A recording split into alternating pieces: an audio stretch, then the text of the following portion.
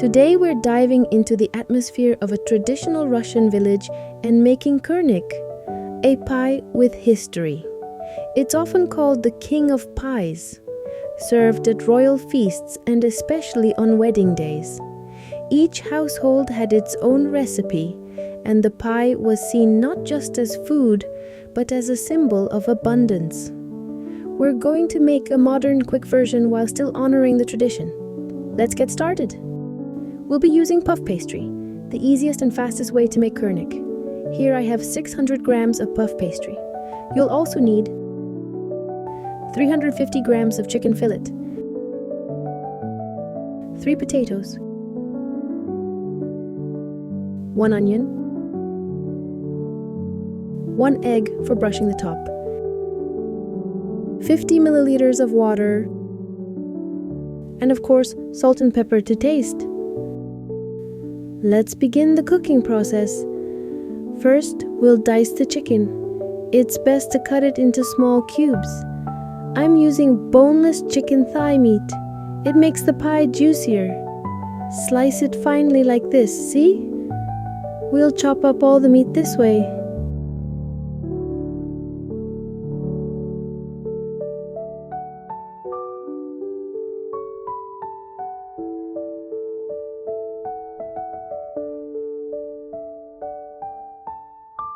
Now that the chicken is ready, we move on to the potatoes.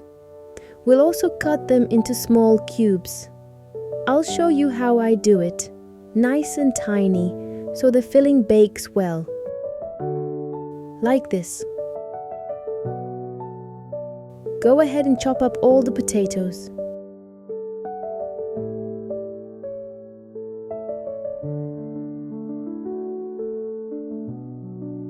Great. The potatoes are done too.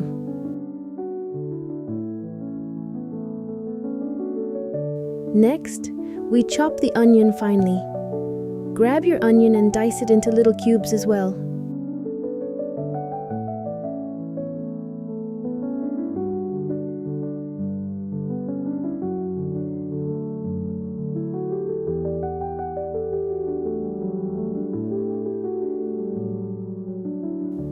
The onion is chopped. Look how small the pieces are.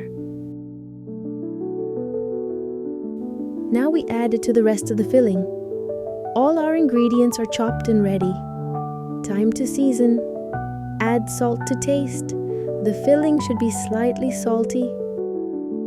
And don't forget the pepper. You can also add your favorite spices, but honestly, salt and pepper are enough.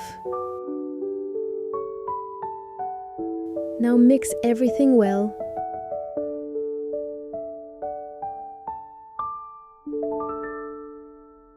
The filling is ready. I've stirred it thoroughly. Let's move on to the dough. Divide the dough into 2 parts. The bottom layer should be a bit larger and the top layer a bit smaller. Roll out the bottom layer slightly larger than your baking dish.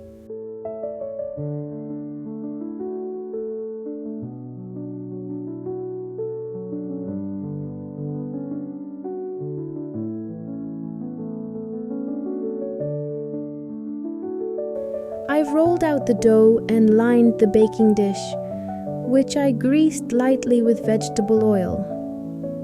Now spread all of the filling evenly across the bottom. There's a lot of filling, which is great.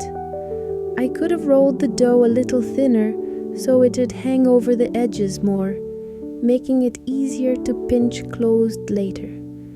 But no worries, everything will turn out just fine.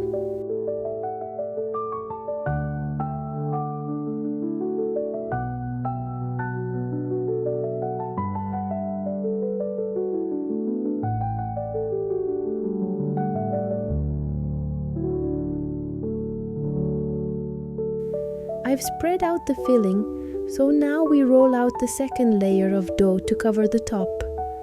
I've done that too and placed it over the filling. The edges are a bit thick, but that's okay.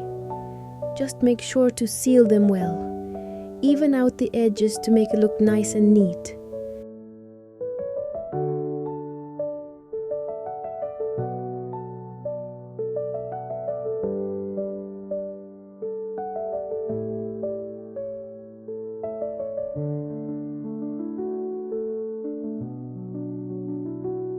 Then cut a small cross in the center of the pie, just like this.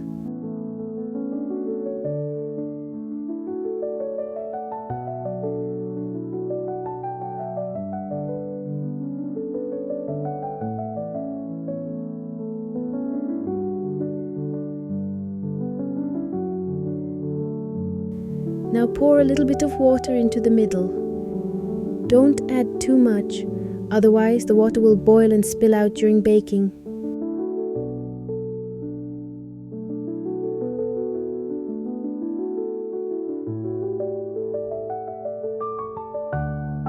Brush the top of the pie with the beaten egg.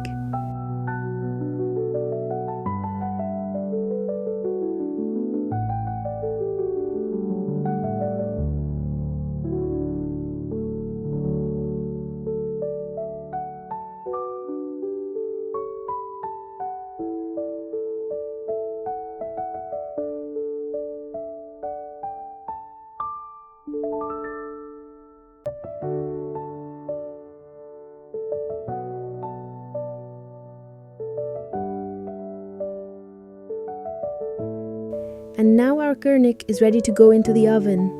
Bake it in a preheated oven at 180 degrees Celsius, 350 degrees Fahrenheit for about 40 minutes. Keep an eye on it. Depending on your oven, it might take a bit longer. And here it is. Our kurnik is ready. Mine baked for about 50 minutes, so again, watch your oven and make sure it's well baked through. A quick reminder, when sealing the edges, that little bit of water in the center helps the steam escape through the crosscut. Now I'll slice it, though it's still very hot. I already had a taste. It baked perfectly. Let me try to show you the inside. It's hard to lift while it's hot because the filling is still soft, but here it is. One little tip: if you're short on time, you can pre-boil the potatoes until half done, cool them, and then dice them. That way the kurnik will cook faster. It's a wonderfully tasty and complete dish. You've got the meat, the potatoes, and the pastry all in one. I highly recommend giving it a try. I think you'll love it. Bon appétit and see you next time.